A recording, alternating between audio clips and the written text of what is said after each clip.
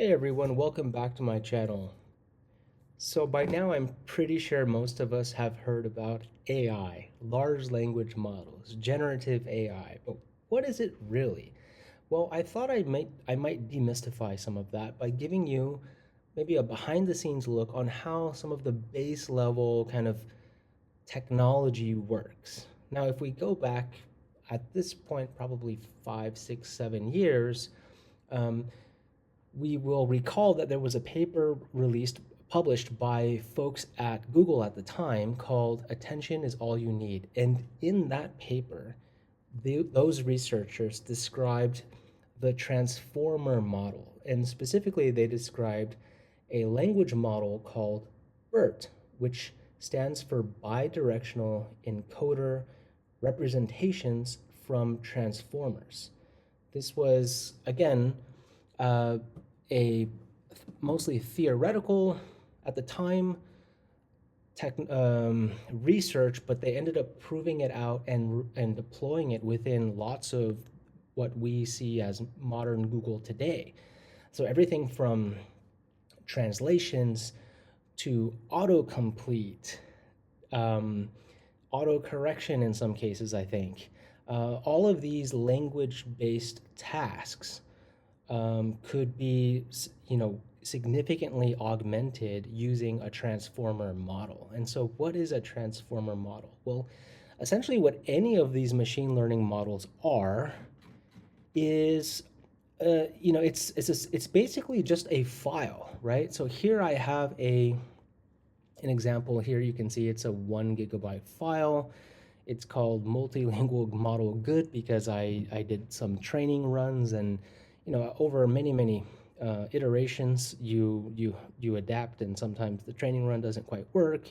There's some errors, and throughout the process, I mean, minutes and hours go by as you train. And what we're talking about when we are describing the training process is really we're essentially taking a huge block of text, right? We're taking all kinds of text. So think about taking a huge library of all the books, putting all of the text into a model, and allowing the model to find relationships between those words.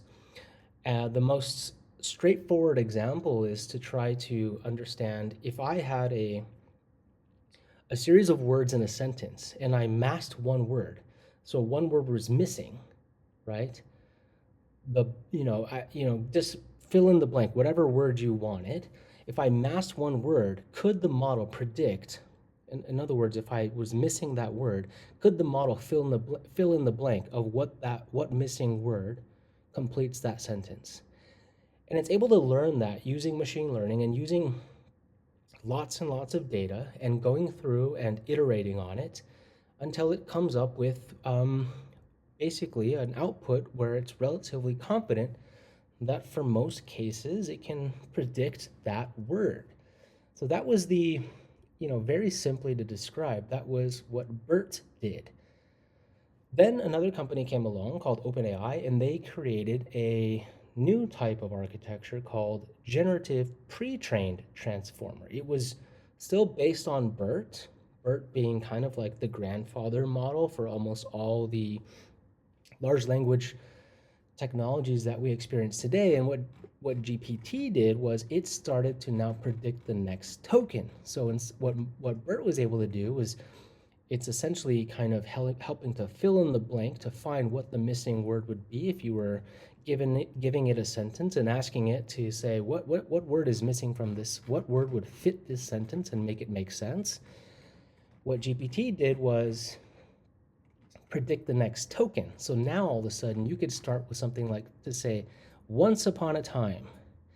And GPT, using this pre-trained, meaning it had all kinds of text built into it, baked into it, could then start outputting what would be a realistic next token. And the next token in this case is a chunk of word. So it could be as simple as the word a, or it could be a piece of word like up on being one word, but it also is comprised of two distinct words, up and on. So what these models are doing is basically trying to predict the next token. And in order for it to predict the next token, it needs a starting point. It needs something to base itself off of. So in this case, we're giving it a prompt once upon a time, and we want it to start generating text. And we are kind of limiting how many new tokens it would produce. But the idea is for it to generate what's the next most likely word to follow from once upon a time. If I were to ask you, if I were to ask 10, 20 different people, finish this sentence once upon a time, everyone would have maybe their own story, but we might converge on similar words. And it is this statistical representation or probability that makes these models very interesting, because unlike a database where it's, or let's say traditional, kind of arithmetic where there's like a simple, straightforward answer, 1 + 1 = 2, when we're dealing with probabilities, now we're dealing with things that are more likely or less likely, or there's a chance. It's less deterministic and more probabilistic. And so that introduces more variety, right? There's more colors in the gradient all of a sudden. Things aren't necessarily so black and white. But at the same time, it makes us have to adapt how we think about software, because traditionally we may have been thinking like, I click a button and it gives me this result every time, 100% of the time. It's programmed to do that one thing.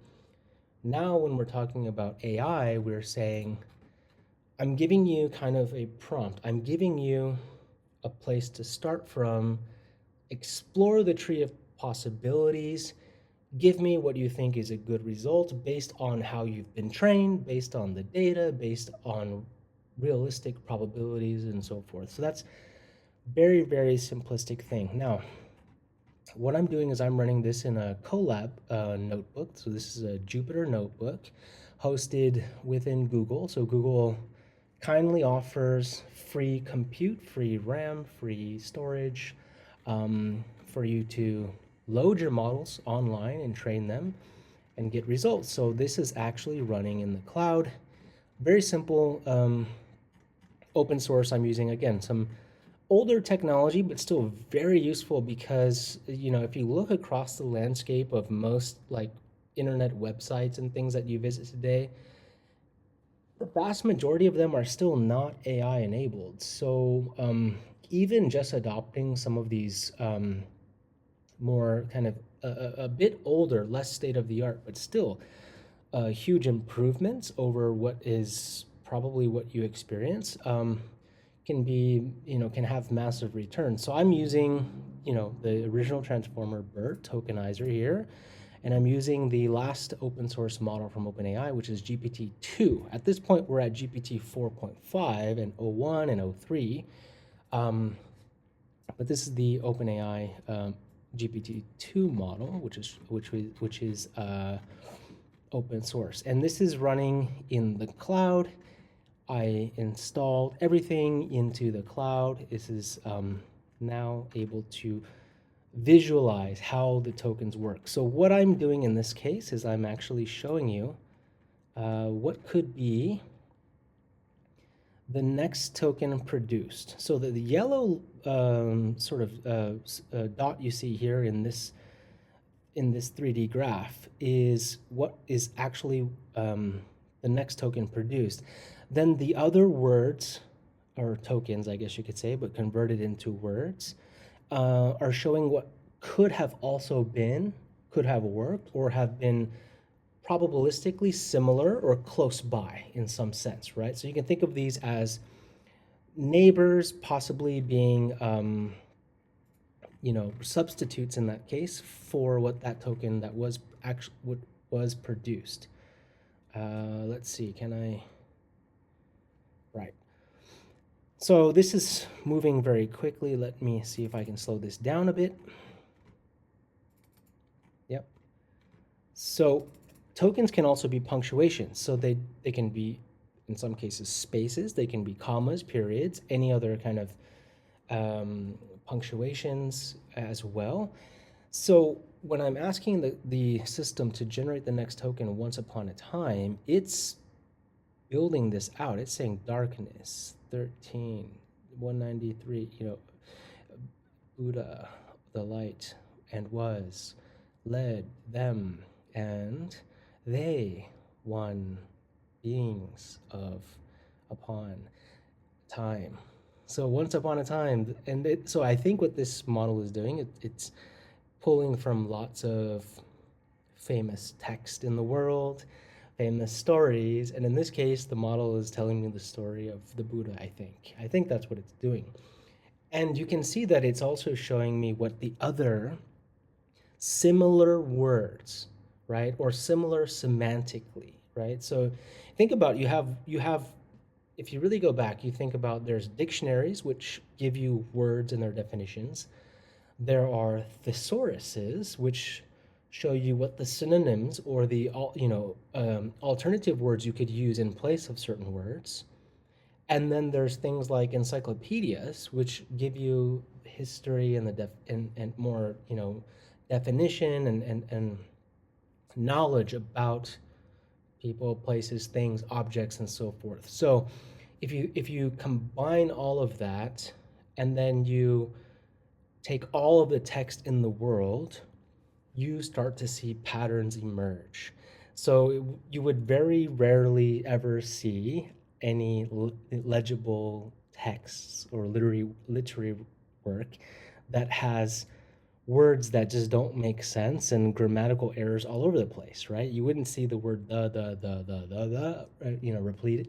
repeated over and over because it's just not grammatically correct and it just doesn't make sense. So for the most part, these literary works are comprised of sentences, and the sentences themselves are comprised of words, and those words follow patterns. So there is some structure to language. And what these models are doing, it's converting all of the knowledge that we have in the world into representations. It's then placing them in a high dimensional space. So in this visualization that I'm sharing with you here, I'm actually reducing the high dimensional space to only 3 dimensions, an X, a Y, and a Z axis. But in fact, these embeddings are stored in high dimensional. So think hundreds hundreds of dimensions, right? Up to maybe even thousands of dimensions. I wouldn't even really begin to um, I wouldn't even begin to be able to visualize what a 500 or 1,000 dimension space or object would look like, right? Like that's just beyond my at this point mental capacity. I just don't have that. I would need to simplify that for my brain. And so what I've done here is I've actually done that here in this sort of PCA component, which is sort of a mathematical graph-like plot, which allows me to highlight which word was selected and then what are the other nearby words. And this is compressing it all to kind of try to fit within this three-dimensional sort of room, I guess you could say, right? But if you're trying to think, gosh, 500, 1,000 dimensions, that's really hard to think about. And this is a vast departure from something like a database, because a database is very much a table structure, right? You have columns, you have rows, and things are laid out in sort of like a Excel format, right? You can think about it like an Excel sheet. You have, I think an Excel sheet maxes out at about 1 million rows, and it's quite simple. It's mostly, I guess, two-dimensional. You have kind of an X and a Y axis, I guess you would say. And that's how most databases store data as well. So when you're looking up data in a database, you're looking up like a column, and then you're looking down the rows. You're trying to find, okay, I'm looking for this object, and then I'm sorting based on A to Z, Z to A, highest to lowest, lowest to highest. Those are very simplistic ways of trying to pull out information. Now, with models, we can store information in high dimensional space. We can take vast amounts of unstructured data, so data that doesn't fit perfectly within a relational database, where there's clearly, these two dimensions, or these column rows kind of paradigm, and we can now just put the data into a model, have the model do iterations, learning, training, trying different things until it comes up with a confidence score, or until you say, basically just, end the training after this many runs. And then you have an output and you have that model file. And so if you extrapolate this concept and you think, okay, we can do next token prediction. We can fill in the blanks using BERT. We can do next token prediction using GPT. And that's for words and sentences. That works really well for the cases in the case of like a chatbot. But how much further can we take this? Like, what if instead of representing just words in sentences, we could encode entire chunks of code? What if these are schematics? What if these are recipes, right? So think about, a word has lots of meaning to us as humans. If we see the word, you know, teacher, or brought, or disciples, right? You know, once, time, forth, back. All these words have has so much latent meaning, and in the right order, in a certain series, they can mean different things, and that's because we're human and the way we interpret things. So words have tremendous amount of data in them, and putting them, stringing together a series of tokens, putting together your thoughts in a certain way, speaking in a certain cadence, using certain tone, and in describing a story is incredibly powerful. So communication is a superpower that humans have innately as species on this planet, in the form of a language, in the form of words. And we also have many languages and many words across the world. So we're a very complex species in that sense. So if I were to describe something in English, the words I would use would follow maybe similar patterns. Um, if I were to describe that same thing in a different language, like Japanese or Thai or Korean, right, or French or Spanish, each of those might have their own patterns, their own meanings semantically. So doing multilingual lingual models and translations is a huge unlock for us as a species. If we can be able to communicate seamlessly across languages, if we can describe things and communicate things um, across languages to all the people in the world, that is a massive unlock. That you can imagine the kind of productivity and the kind of understanding and communications that um, that we would have if we were able to do that. And I think AI is getting us to that place, which is very, very exciting. That's just language. But there's other things that we represent that are not only just human language, like, for example, computer languages, software programming language. That's the easiest next step, because the programmers developing these technologies would also want to use these same technologies to help them develop. So if they start writing out a function, there are patterns. And the thing about programming languages is that it's much more deterministic, or it's easier to verify. So if you write good code, that code should execute. You should get an output and it should run. If you write code that has bugs or errors in it, then you're going to get a runtime error. You're going to get a compiling error, right? You're going to get an out of memory error, these kinds of things. So you can verify good code and working code and code that doesn't work. We can then think beyond that and think, what about recipes? What about schematics? What about, we want to develop new materials. We want to develop, uh, you know, we want to develop architectural blueprints. We want to develop songs. Anything you can think of. We want to develop games, right?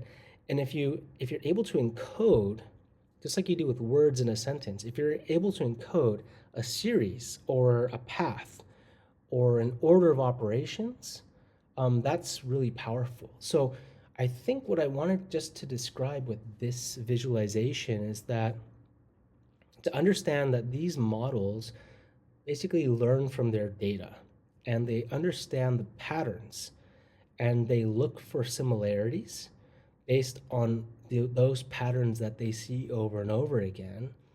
And they are good at finding similar words or tokens as well. So, if you were to want to find a different word to use in place of a certain word, you could do that with these models. They could help you rewrite your sentence, rewrite your paper. They can help you describe it in a different language. It's doing all of this very, very effectively. What I think is the next step is to basically, if you think about it from just a human perspective, like if you were able to order your life, order your thoughts, order your words in the right series, in the right order, in the right sequence, with the goal of achieving some kind of output. Maybe you just want to communicate something. Maybe you just want to make an impact. Maybe you just want to um, you want to convince someone of your good idea or your new idea or your novel idea that maybe they haven't heard of before. You want to tell them a story. You don't want them to get bored. You want to have a plan of actions and with an output or a goal that you're looking to achieve. Can you order those things in the optimal sequence to achieve that outcome that you're looking for? This, I think, is a very profound thought because what I think it does is it helps us to begin to understand how, if you think about it from fill in the blank, next token prediction, how can we apply that to our own lives, right? If you were to write the story of your life up till now, and then you were to try to predict the future, let's say you wanted to write next week's story, next month's story, next year's story, and you wanted to make it a great story. You wanted to make it so that you got this great outcome, right? This wonderful ending, or you got to a great place. What would those words, what would be those sequence of actions or events that would have taken place to allow you to achieve that? And go ahead and put in some adversity into that as well, because that is part of life. But then how you deal with that adversity, how you adapt, how you change, how you you know you know how you learn from what's happening and make those adjustments, right? And then also how you tell your story to get people to buy into that or to rally around you. I think these are really powerful concepts and ideas.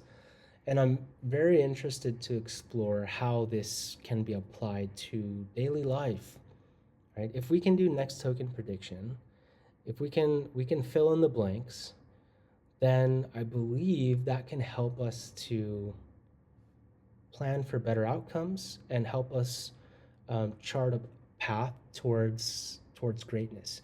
I give you an example. Like if you remember back in the days of the old computer games and arcade games, like Street Fighter arcade game, right? You wanted to do a Hadouken or a Tiger uppercut. You had to know what is the sequence of buttons you had to press in the right time in the right order. And sometimes you mash the buttons and you would like make something happen, but then like other times you wanted to see how you could actually do that repeatedly and at the right time in the perfect place. So you would learn how to push those buttons in the right sequence. And if you did that, that's the programming that would enable you to make something cool happen. I believe that this could be applied to everyday life as well. So I think what AI is going to allow us to do is it's going to allow us to kind of crystallize our thoughts, allow us to think about what is the next token that we're generating in our mind as we think, as we speak. What can we do to sort of maximize, you know, the engagement, the connection, the depth of the story that we want to tell, and apply that to everything. Apply that to how we bake, how we cook, how we order our, let's say we're cleaning our office, our apartments.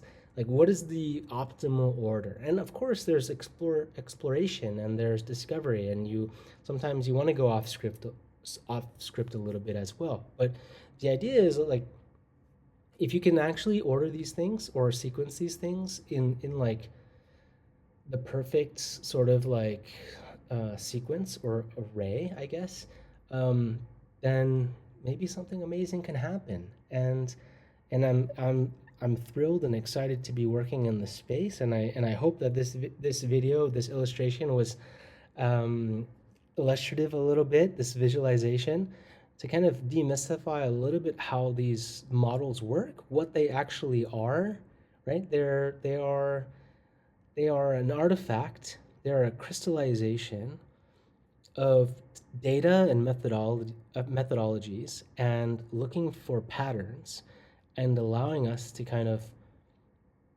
you know, call these models to help us produce tokens based on prompts. And sometimes those prompts are like, write code for me, give me an idea for a recipe, where should I plan my next trip? And then the more context that we give it about our current state and what we like, our preferences, the more it can sort of, it can fine tune its answer for us. It can calibrate its answer. It can look through the space of these hundreds or thousands of dimensions and help us find something that works for us. All right, that's all I wanted to talk about for today. I hope this was interesting, or at least useful in some way. And looking forward to the next one. Thanks, guys. Bye.